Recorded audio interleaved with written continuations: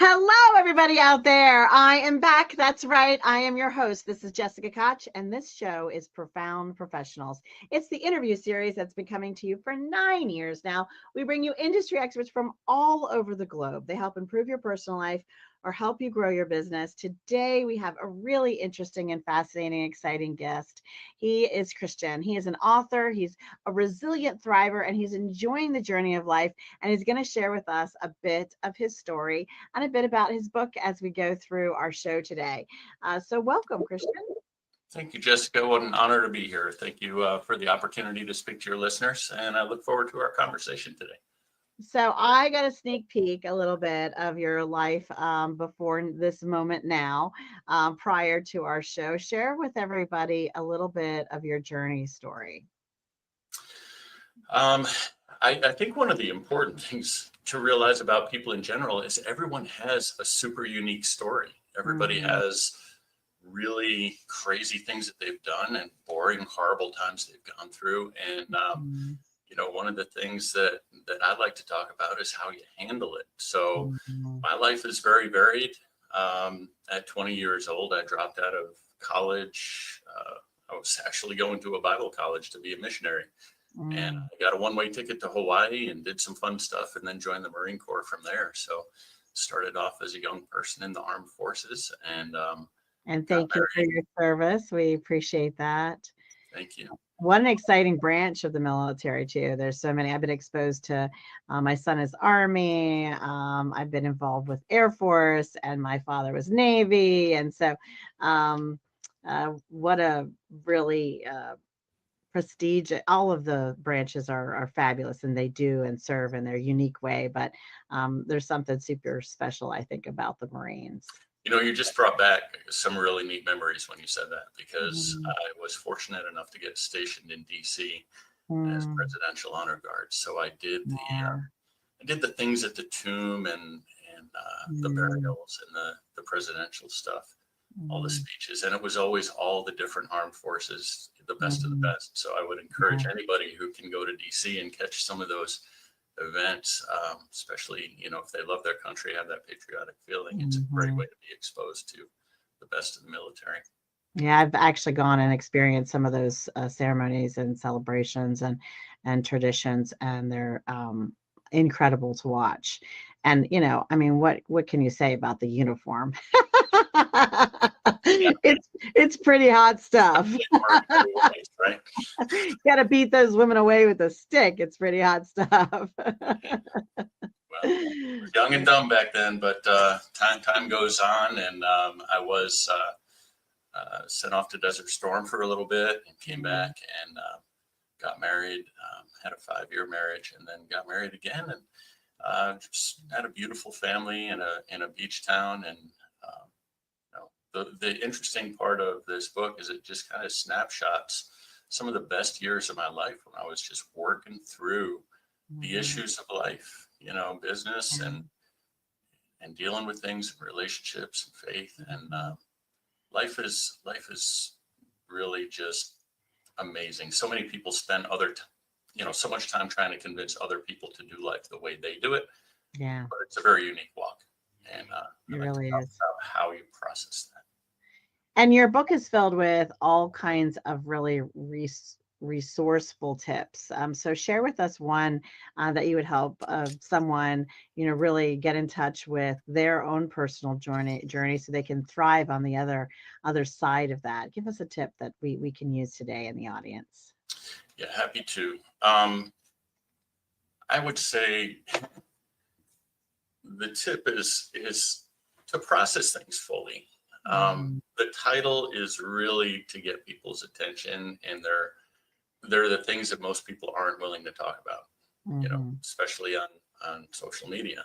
But, the truth is we have these passionate topics, and we have to deal with them. We have to decide who we're going to have in our sphere of influence and be able to talk about those things and process them. We listen to people in that have platforms that speak. And, if we don't work out what we really feel about a particular topic, we're just going to be blown about and unstable in all our ways. So it's kind of like what they used to have on Saturday Night Live called Deep Thoughts. This Mhm. was my blog. This was my basically emotional and spiritual diary from Mhm. 2008 to 2022. So there's nothing made up in here. There's Mhm. there's articles that end with questions instead of answers. But if Mhm. anything, I want to model to people that it's really important to know what you believe and why you believe it, and be Mhm. able to articulate it, and mostly only when asked. So I hope other people who, you know, they're timeless issues. And if Mhm. anything, sometimes just reading through and realizing, oh, I'm not the only one going through this, and this Mhm. is how I can handle this. I hope it helps. Yeah, and one of the things that I loved you said is, discovering that, but giving yourself the time to discover that. I'm in a book club, and we're reading a book right now about, deepening your love with yourself so that you can deepen love with the relationships you have. And it's been a really fascinating book. I've done a lot of that kind of work over the years, and this is sort of just a what else can I learn? And the book the group picked for this particular cycle. But I always try to believe I can learn something else. And one of the fascinating things she said was to give yourself that moment to check in and see how do you feel about something, and how you feel literally physically in your body. Is there something in your stomach, in your chest? Do you breathe differently? How do you feel about something? And also give yourself to think and then formulate a response. So we don't have to answer every text or every phone call when it comes in, especially if it's a relationship that's challenging and we're working on and trying to be the best version of ourselves in. And some of our favorite people are our family, but some of our most challenging relationships are our family. and and and setting that boundary to give yourself permission to do that. So you get great advice, but I would remind everyone to give yourself permission to not have to come up with whatever that is immediately. That it's okay to take a minute. And even if that means you have to text back hey, I'm so happy to hear from you. I'll get back to you soon. In that way, you're not silent treating someone, but you're giving them and yourself the respect for that space you need to formulate where you are on whatever it is. So I think that was great advice. You have a nonprofit, one of the best parts of our show since show number one, starting 9 years ago. We always spread and spend some time in our show for awareness. I believe awareness is a really important gift we can give any cause, but we just might inspire someone to give time, treasure, or talent to the cause you share, or to one they care about, or one that right now, you out there watching, I see you, type in the comments the causes that are close to your heart and that you love. And when someone is nice enough to hit that share button, we might be reaching the world with new and interesting causes that they need personally, that they know someone could use the benefit of, or again, inspiring them to be a hero and give some time, treasure, or talent to those beautiful causes out there in our whole big planet. There are so many causes across the world that are of value and supporting community and humanity and the people of the world. So, Christian, talk to us about your cause.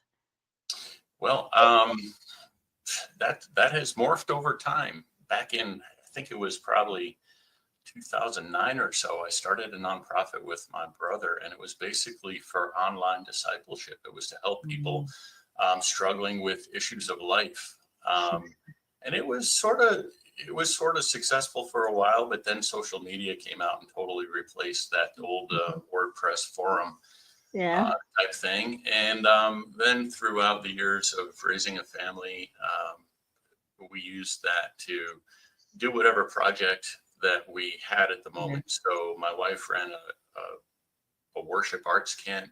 We had midnight Lovely. jail ministry. I became a chaplain.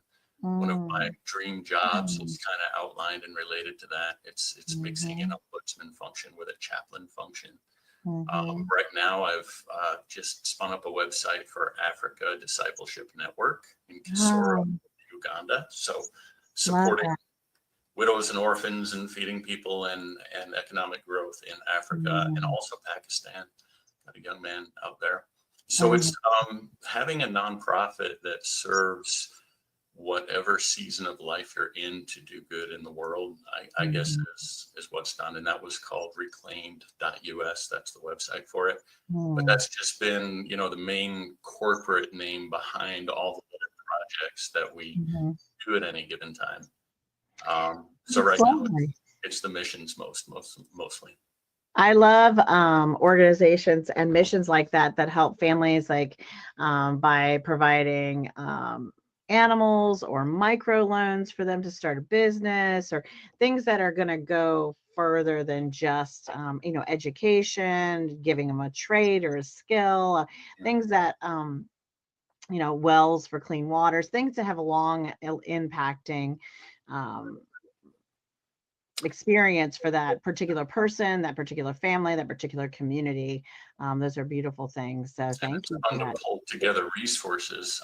We were lucky enough to, I'm a Christian myself, but I worked with a Muslim partner over in Uganda to have his wife, who was an optometrist, get eyeglasses for like 300 kids, and they also vaccinated them at the same time. And to be able to have a part of pulling together people of different faiths and different ideas just for the good of humanity, it's a lot more meaningful than just going out to pay the bills.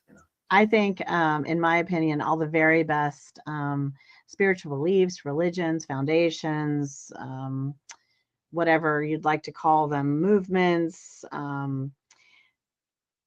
all are anchored in love. Love is the core common denominator. I feel love and people matter most.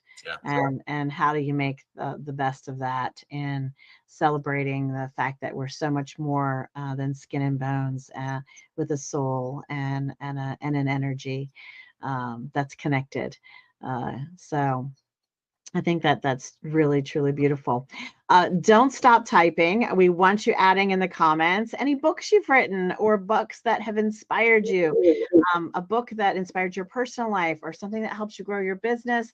Put them in the comments. You just never know when someone else needs to come across that author, that message, that transformation and joy that you experienced when you got a hold of that book. So put it in the comments.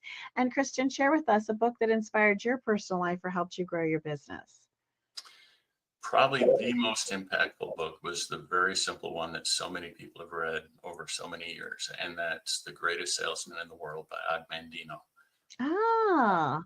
There are principles in that book that you just want to carry through your whole life. You just talked about the importance of love, and the Bible, of course, says, it's all meaningless if you don't have love as your motive. And Og Mandino, in that book, he says, greet everybody with a silent "I love you." And along with a lot of other great, life-forming habits and principles that will help you be truly successful. If the most impactful one. If I've read that book, it has to have been 20 or 30 years ago. So it is, I'm so excited that you brought that up. I don't think any of our other guests have mentioned it, and it's definitely back at the top of the list of my need to read again books. So thank you for sharing that. A fantastic one. All right. Pull out every 10 years or so and just skim through and say, oh yeah, I meant to be doing that. Yeah, there's some books that are just, like you said, fantastic. You bring them out again and again. I have several of those. The Power of Focus by Jack Canfield is one of those that really is, when I'm digging into and excited about a new passion project, that's my go-to book to go back through and make sure I'm on mark. I love in the beginning of a new year, I'll often do either Getting Things Done or Eat That Frog, or the habits of a successful person, just to kind of rejuvenate and map out my goals for the year and the quarters, and just kind of get myself re-energized. And another one I do is the 1 Minute Manager, making sure I'm working with my team really wonderfully. And years ago, I stumbled upon a YouTube video that was almost an hour long by the author of the 1 Minute Manager. He was being interviewed, and he tells the story of how he really didn't have faith prior to writing this little book. And the book had so much success, the book took him on a journey of finding faith. And then he went on to later write, I believe the book is called Lead Like Jesus. And just a really inspiring story all in all. But that was, if I would highly recommend, search YouTube, the name of this guy, the author of the 1 Minute Manager. He leaves my mind at the moment, but you'll find him easy.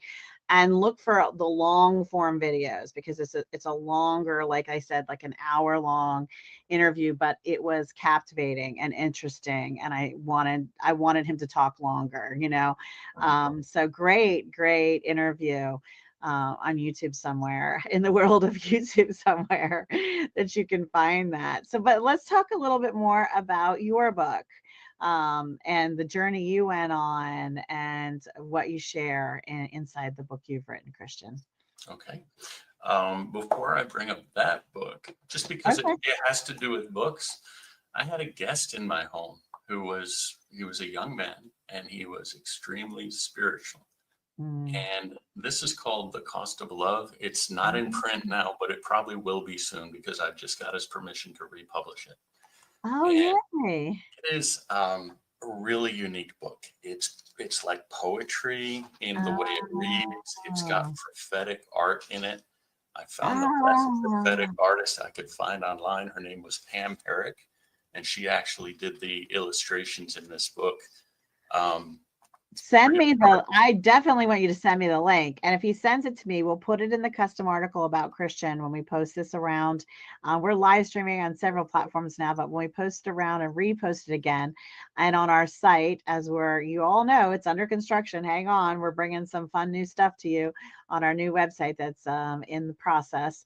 But we will have a space for you to find the link to that book, as well as Christian's other books. So thank you for sharing that. Free tip value right now, thecostoflove.info. You can listen to it for free. And I recommend just darkening the room and getting relaxed and listening, because it's a beautiful story of what the relationship between God and man and woman could have looked like in the garden before the fall. And it is absolutely beautiful. That was a passion project. And it was my first experience with any type of publishing. And I didn't write it. All I did was pull it all together, but it was an honor to do it. Wow, wonderful. I love that. Thank you for sharing that. That's exciting. But my book, the one that I just published, is Freedom, Guns, and Jesus. Now, that title, let's not get caught up on that. It's not promoting anything other than personal accountability, deep thinking, how to handle life, how to have integrity, build a strong foundation. Asking honest questions about yourself, your heart, your faith, people around you, giving away your authority, what's worth taking a stand for and what's not, talking about seasons of life. And really, I didn't put it in my blog, and this book was so easy to publish. I'd been saying for years, I got to put this in a book, because it's kind of that bucket list thing.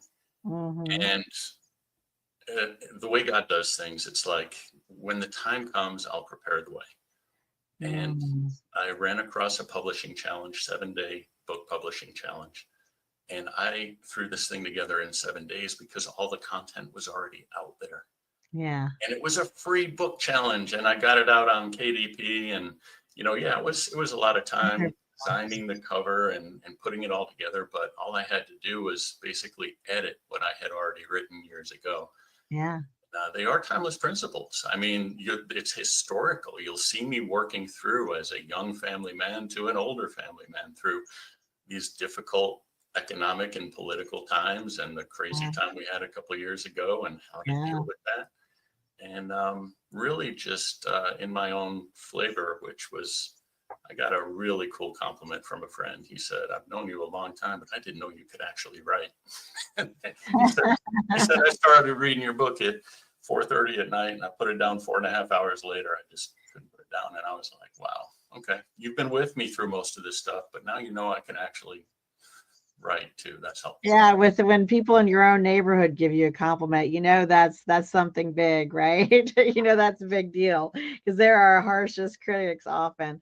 Um, we are talking a bit about spirituality here, and we totally respect the right for. That's one of the beautiful things about being citizens of this great country, the United States.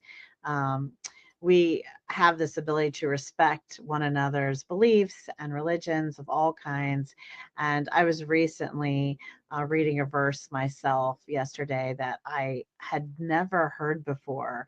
And I just can't get over. I'm not going to quote it perfectly, but the concept is the blessings that we receive from God the Father, Creator, wherever you are in that journey, are immeasurably more than we can imagine. And I just been repeating that phrase, thanking Him for blessing me immeasurably more than I can imagine. Mm-hmm. And just what an exciting love relationship to have, and that special relationship we get to have with our faith.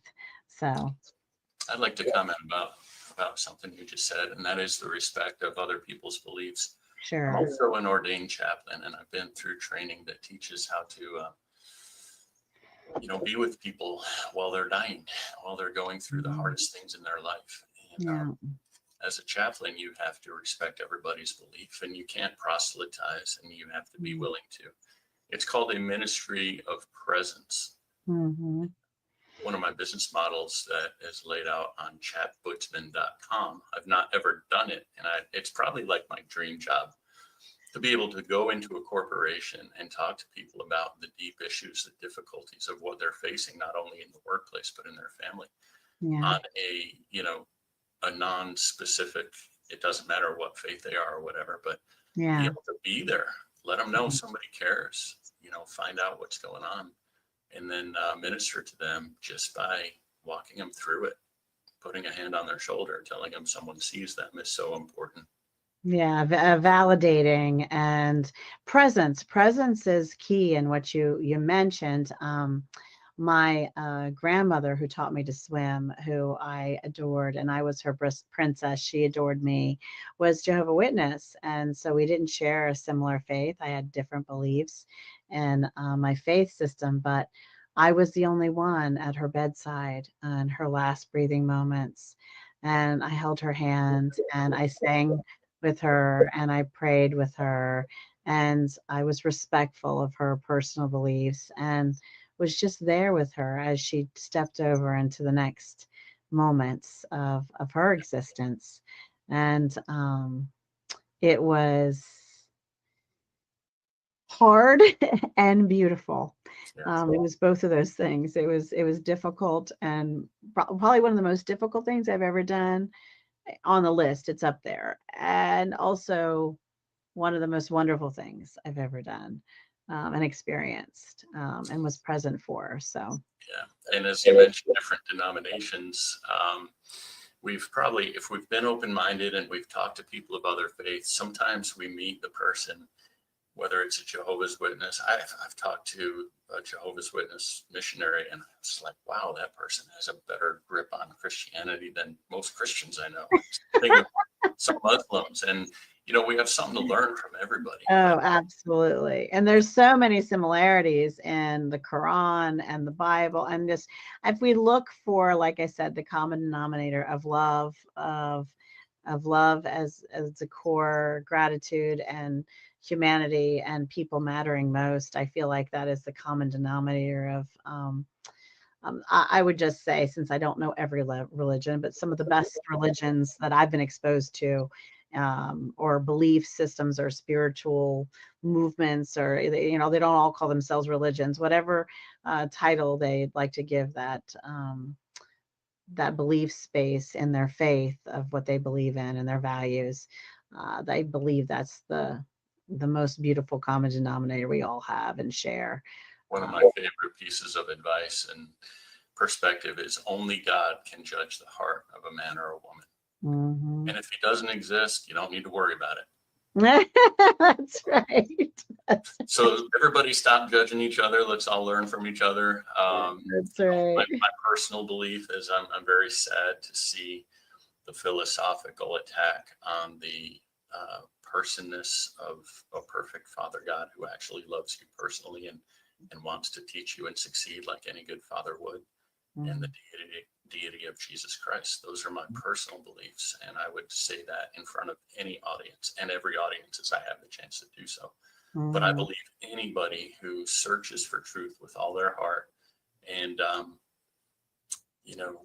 doesn't give up and is willing to have an open mind and shut off the things that prove to not be true, they're going to find God, and they're going to find God setting himself up in their heart on his terms instead of their own. It's been really wonderful having you on the show today, Christian. I hope you've enjoyed being here with me. I have. It's been a very enjoyable conversation, and I hope some people are exposed to it to ask the deep questions in their own lives and get some benefit out of this. It's been a real joy being here. So thank you. And I've loved having you. And you out there, if you're thinking, wait, I'm an author, I help people with their journey of life, improving their personal life or helping them grow their business and have success beyond their immeasurable imagination of dreams, right? Immeasurably more. Then maybe you reach out to us and our team, and we will feature you on the show. But before we say goodbye today, Christian, I would love for you to share a final thought, a piece of information or inspiration as we close today.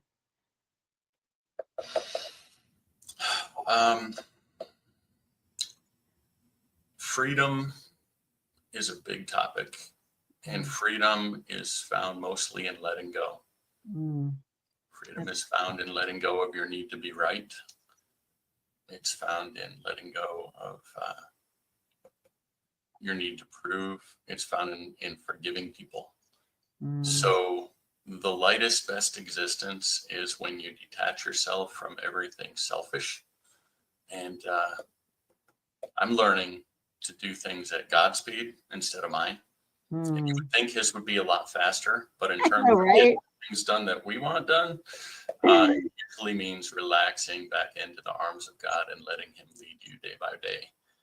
That's where true freedom and peace is found. I love that. Thank you so much for being on our show. I'm your host, Jessica Koch. This has been another Profound Professionals, everybody out there. And until next time, be kind to yourself and be kind to each other. Bye, everybody.